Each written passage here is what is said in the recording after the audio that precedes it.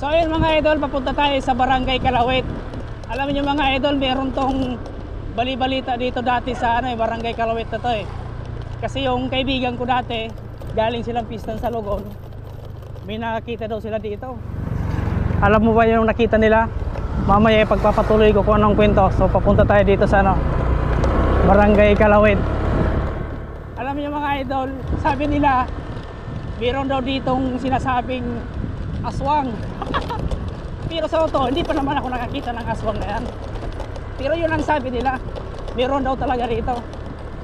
Noon yun, pero ngayon, iwan ko lang kasi bihira na kasi akong mag-stay sa Bicol eh. Pero iwan ko lang, wala pa ako nabalitaan. Tapos, yung isa naman, dito yung banda sa daan, meron ditong dati kasi wala pagkatao-tao dito, halos puro pa to mga kakawayanan. Dito banda puro kakawayanan to, mga kawayan.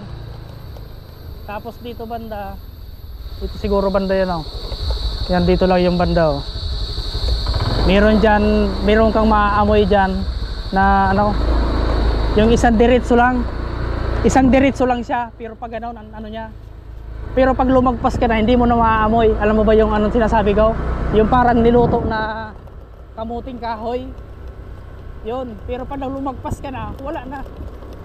Kaya nakakatakot din dyan dati, pero ngayon parang wala na rin naman siguro. Ito mga idol ang Barangay Kalawit. Yan ito yung Barangay Kalawit. So siyempre hindi matatapos ang kwentuhan natin dito sa Barangay Kalawit kung hindi tayo pupunta sa pinakasentro nila. Kasi medyo maliit lang na na barangay, pero siyempre malapit. Ito yung unang pista rito simula April. Kaya siyempre yari din sa akin to. Nakalista na to lahat talaga pupuntahan. Yan ito yung Barangay Kalawit mga idol. Yan ito yung covered court nila. Yan.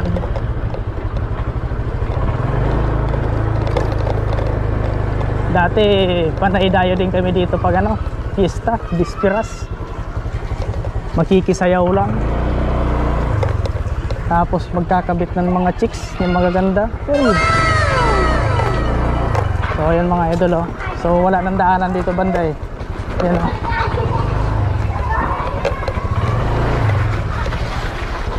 Pero doon dati diyan kami nadaan papunta doon. Tagos siya ng barangay ng Kalalahan. Pero siyempre doon naman tayo sa kabila. Ayan yan mga idol Dati kasi noon mga idol, halos kunti pa lang yung mga tao dito eh. Kunti pa yung mga bahay-bahay. Dati nga dito, mayroon pa dyan. Kaso mga maliliit lang kasi ang mga daanan. Yan maliliit lang. Hindi na tayo siguro makamaniobra dyan, Pero dito na lang siguro. Ito lang tayo sa siguro sa susunod na lang siguro next vlog na lang dadaanan natin yung mga sulok-sulok. Kasi meron pa ako pupuntahan. Dito yung mga idol Dito yung banda halos lahat wala pa mga tao-tao dito noon. Isang diretso lang. Meron kang maaamoy na kamuting sunog. Pero pag lumagpas ka, wala nang amoy. Kaya nakakatakot din dito dati. Wala kasing katao-tao dati dito noon. Pero ngayon marami na. Halos wala na tayong naririnig ng mga kababalaghan. Iwan ko lang kung meron pang mumu. Pero wala na rin siguro, So ayun mga idol, pauwi na tayo. Drive safe.